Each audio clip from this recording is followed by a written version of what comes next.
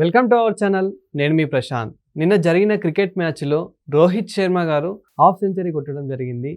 కానీ ఒక్క సిక్స్ కూడా కొట్టకుండా హాఫ్ సెంచరీ అయితే చేయడం జరిగింది. మరి రోహిత్ శర్మకి అసలు ఏమైంది, ఎందుకు మరి ఒక్క సిక్స్ కూడా కొట్టలేదు అనే విషయాలు అయితే తెలుసుకుందాం. దీని గురించి అయితే మాట్లాడేందుకు ప్రస్తుతం మనతో పాటు సీనియర్ జర్నలిస్ట్ యజ్ఞమూర్తి గారు ఉన్నారు. నమస్తే అండి. నమస్తే ప్రశాంత్. సార్, రోహిత్ శర్మ గారు అంటేనే అసలు సిక్స్లు కొడుతూ ఉంటారు ఎక్కువ.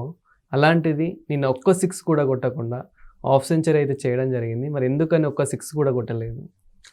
నిన్న రాజస్థాన్ రాయల్స్ వాళ్ళతోటి జైపూర్లో నిన్న మ్యాచ్ జరిగింది. వాళ్ళ సొంత గ్రౌండ్లో ముంబై ఇండియన్స్ ఆ టీంతో తలపడింది.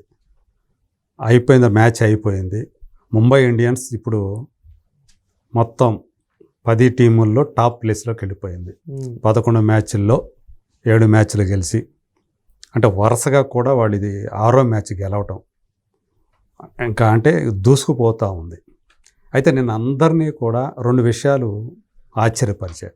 ఒకటి, అంతకుముందు మ్యాచ్లో అత్యంత వేగంగా సెంచరీ చేసినటువంటి ఇండియన్గా, పైగా అతి తక్కువ వయసులో సెంచరీ చేసిన ఇండియన్ బ్యాటర్గా ఒక రికార్డు సృష్టించినటువంటి వైభవ్ సూర్యవంశీ అనే 14 ఏళ్ల కుర్రాడు, 9th క్లాస్ అబ్బాయి నిన్నటి మ్యాచ్లో డక్అవుట్ అయ్యాడు. రెండో బంతికే, అంటే మొదటి బంతికి ఏ పరుగులు చేయలేదు, రెండో బంతికి అవుట్ అయిపోయి డక్అవుట్ అయ్యి చాలా నిరాశగా వెనుతిరిగాడు. చాలామంది నిరాశపడ్డారు. అంటే ఆ బుడ్డోడు గురించి అందరూ కూడా ఆ సెంచరీ చేసినప్పుడైతే ఎంతగా చెప్పుకున్నారో, ప్రపంచమంతా కూడా ఆశ్చర్యపోయి చూసింది ఆ పిల్లాడు వంక. గవాస్కర్ ఒక మాట చెప్పాడు, ఆ అబ్బాయి ఇప్పుడు చాలా జాగ్రత్తగా ఆడాలి, ఇంకా చాలా ఆట ఉంది ఆ అబ్బాయి దగ్గర. ఆ అబ్బాయి ఆట ఎలా ఆడుతున్నాడో చూసి తక్కువ ఎత్తులో కనుక బంతులు వేస్తే ఆ అబ్బాయికి, ఎందుకంటే అన్నీ కూడా సిక్స్లు కొట్టాలని చూస్తున్నాడు. బ్యాట్ మీదకి బాల్ రావాలి, అంటే బౌన్స్ అయ్యి వస్తే కానీ సిక్స్లు వెళ్ళవు. అది తెలుసుకున్న బౌలరు లో బౌన్స్ తోటి కనుక బాల్స్ వేస్తే వాళ్ళు ఉచ్చులో పడిపోతాడు, జాగ్రత్తగా ఉండాలని గవాస్కర్ ఏదైతే చెప్పాడో సేమ్ అదే జరిగింది నిన్న మ్యాచ్లో. వైభవ్ సూర్యవంశీ అలా 0కి అవుట్ అవటం చాలామందిని బాధించింది. ఇంకొకటి ఆశ్చర్యపరిచిన విషయం ఏంటంటే రోహిత్ శర్మ ఇన్నింగ్స్. అతను హాఫ్ సెంచరీ చేశాడు, 36 బంతులు ఎన్నో ఆడాడు, 53 పరుగులు చేశాడు.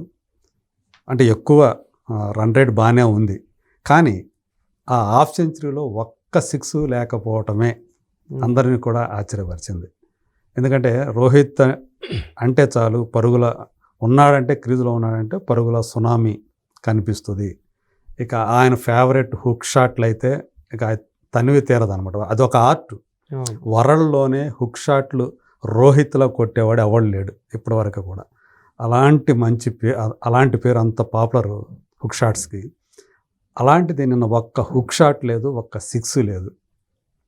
చేసినవన్నీ కూడా, అంటే అలాగని స్లో వెళ్ళిన సింగిల్స్ అలా తీలా, 9 ఫోర్లు కొట్టాడు. అంటే తను 53 పరుగుల్లో 9 ఫోర్లు, అంటే 4 9 36 పరుగులు ఫోర్ల ద్వారా వచ్చినాయి, బౌండరీల ద్వారా వచ్చినవే. మళ్ళీ ఎందుకు మరి అట్లా ఆడాడు?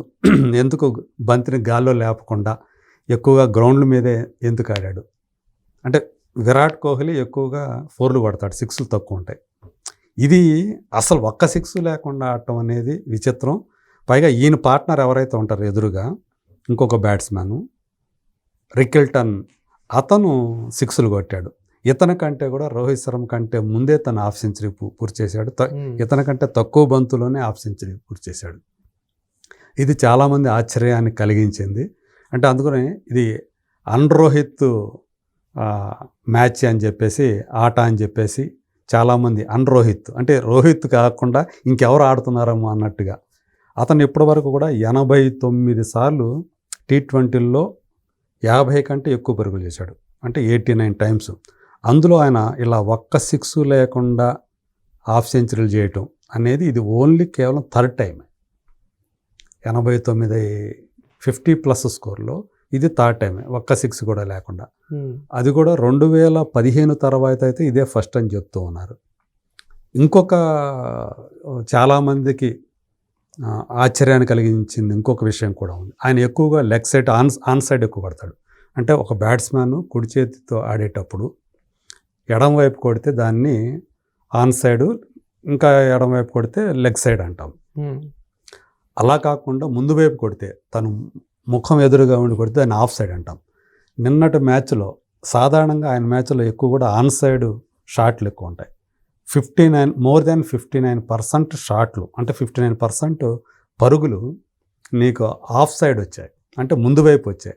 ఇది కూడా అంటే బౌలర్లకి ఇప్పుడు కొరకాని కొయ్య అవ్వబోతున్నాడు అనమాట. అంటే ఇది ఒక ప్రమాద సంకేతం బౌలర్లకి.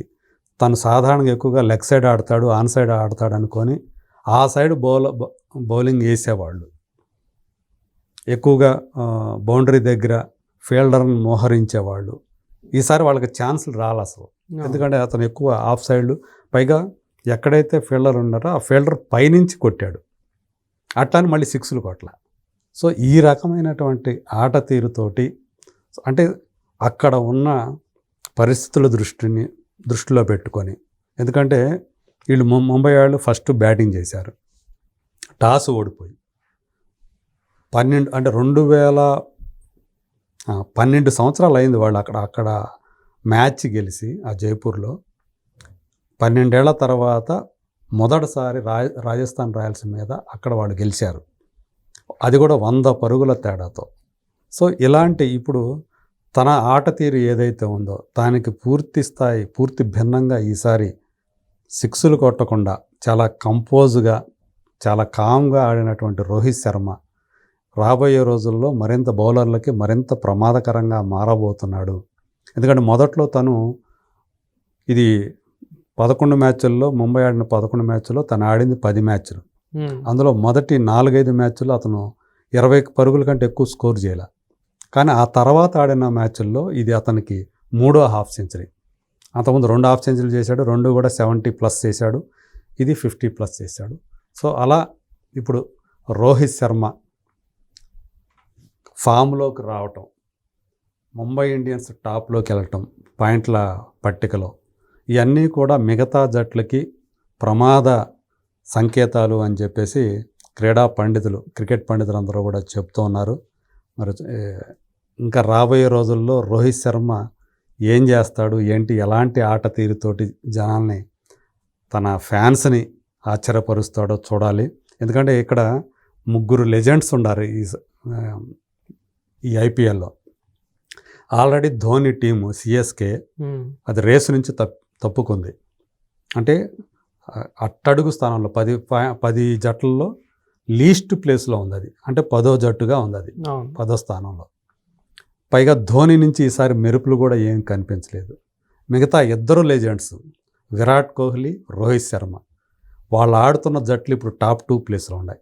నిన్నటిదాకా ఆర్సీబీ అంటే విరాట్ కోహ్లీ ఉన్నటువంటి ఆర్సీబీ రాయల్ ఛాలెంజ్ బెంగళూరు అది ఫస్ట్ ప్లేస్లో ఉంటే దాన్ని దాటి ఇప్పుడు రోహిత్ శర్మ ఆడుతున్నటువంటి ముంబై ఇండియన్స్ టాప్ ప్లేస్లోకి వచ్చింది.